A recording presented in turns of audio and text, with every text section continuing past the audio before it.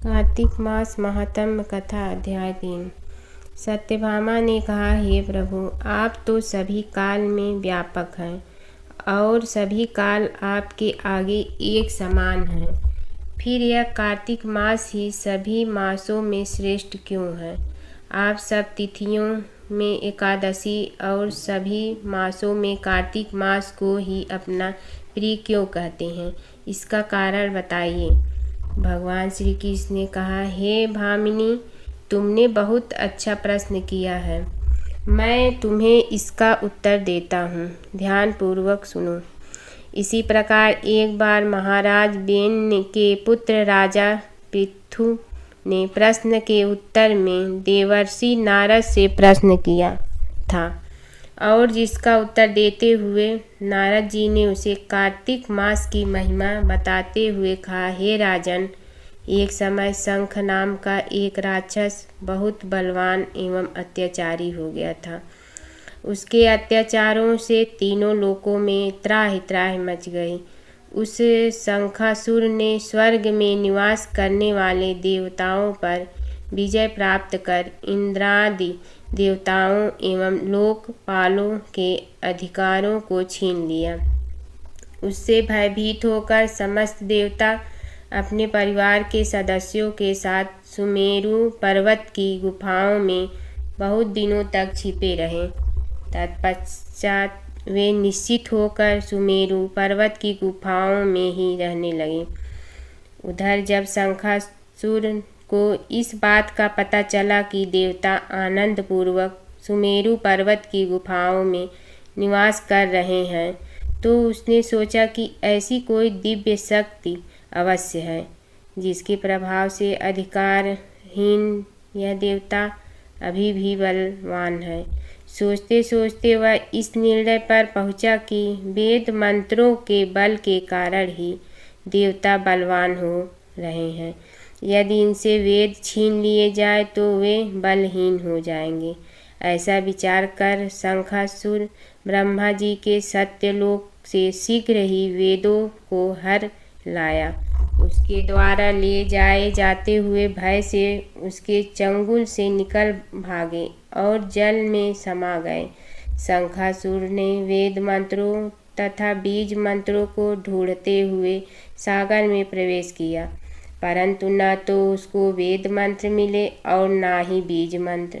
जब शंखासुर सागर से निराश होकर वापस लौटा तो उस समय ब्रह्मा जी पूजा की सामग्री लेकर सभी देवताओं के साथ भगवान विष्णु की शरण में पहुँचे और भगवान को गहरी निद्रा से जगाने के लिए गाने बजाने लगे और धूप गंध आदि से बारंबार उनका पूजन करने लगे। धूप दीप नववेद आदि अर्पित किए जाने पर भगवान की निद्रा टूटी और वह देवताओं सहित ब्रह्मा जी को अपना पूजन करते हुए देखकर बहुत प्रसन्न हुए तथा कहने लगे, मैं आप लोगों के इस कीर्तन एवं मंगलाचरण से बहुत प्रसन्न हूँ। आप अपना अभीष्ट वरदान मांगिए, मैं अवश्य प्रदान करूँगा। जो मनुष्य आश्विन शुक्ल की एकादशी से देवोत्थान एकादशी तक ब्रह्म मुहूर्त में उठकर मेरी पूजा करेंगे, उन्हें तुम्हारी ही भांति मेरे प्रसन्न होने के कारण सुख की प्राप्ति होगी। आप लोग जो पाद्य अर्घ्य आचमन और जल आदि सामग्री मेरे लिए लाए हैं, वे अनंत गुणों वाली होकर आपका कल्याण करेगी। शंखासुर द्वारा हरे गए संपूर्ण वेद जल में स्थित है। मैं सागर पुत्र शंखासुर का वध करके उन वेदों को अभी लाए देता हूँ। आज से मंत्र बीज और वेदों सहित मैं प्रतिवर्ष कार्तिक मास में जल में विश्राम किया करूँगा। जब मैं मत्स्य का रूप धारण करके जल में जाता हूँ, तुम सब देवता भी मुनीश्वरों सहित मेरे साथ जल में आओ। इस कार्तिक मास में जो श्रेष्ठ मनुष्य प्रातःकाल स्नान करते हैं, वे सब यज्ञ के अवभित स्नान द्वारा भली भांति नहा लेते हैं। हे देवेंद्र, कार्तिक मास में व्रत करने वालों को सब प्रकार से धन पुत्र पुत्री आदि देते रहना और उनकी सभी आपत्तियों से रक्षा करना।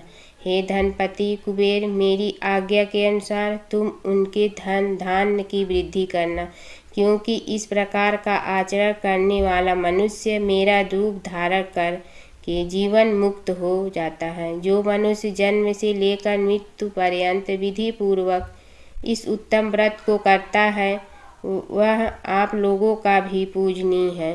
कार्तिक शुक्ल पक्ष की एकादशी तिथि को तुम लोगों ने मुझे जगाया है, इसलिए यह तिथि मेरे लिए अत्यंत प्रीतिदायिनी और माननीय है।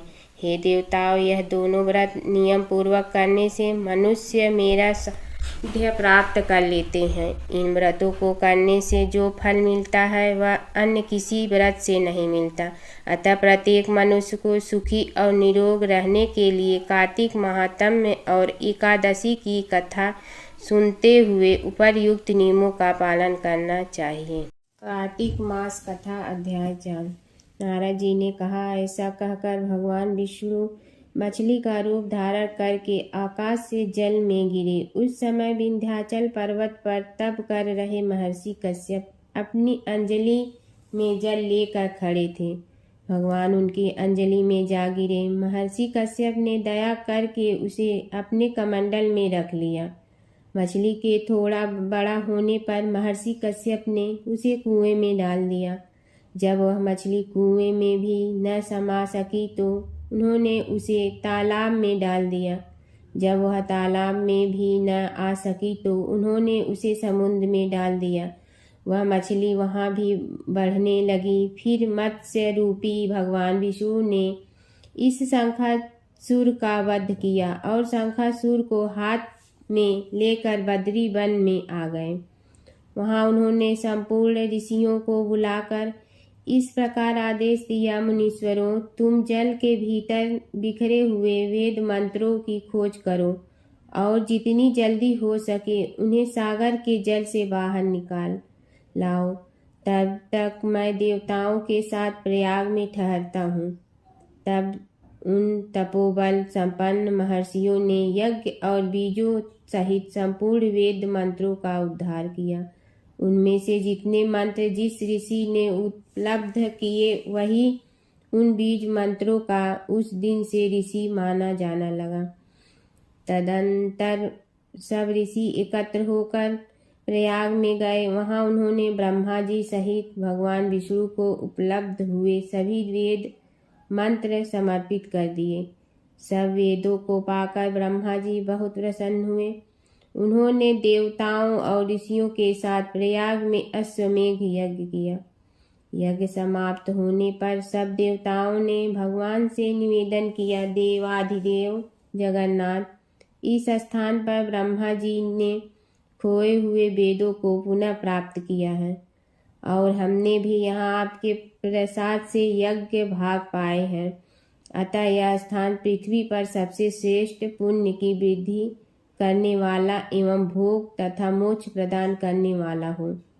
साथ ही यह समय भी महापुण्यमय और ब्रह्माघाती आदि महापापियों की भी शुद्धि करने वाला हो तथा तय स्थान यहाँ दिए हुए दान को अक्षय बना देने वाला भी हो, यह वरदान दीजिए।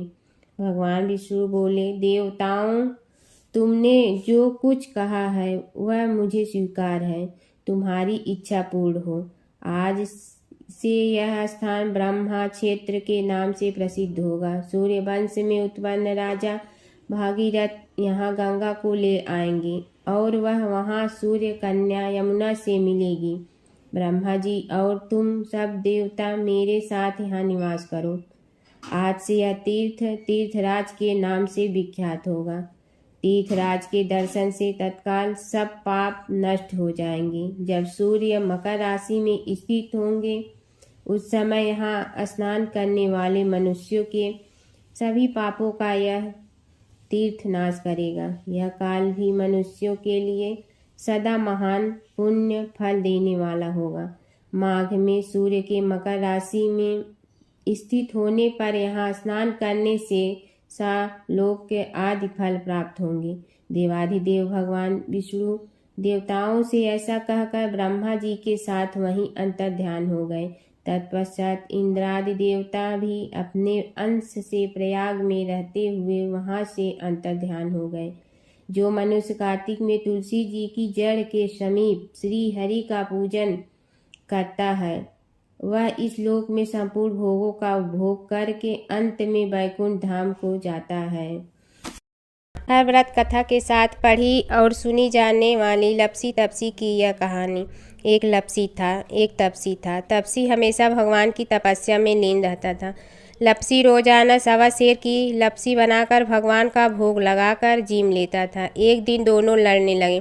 तपसी बोला, मैं रोज भगवान की तपस्या करता हूँ इसलिए मैं बड़ा हूँ।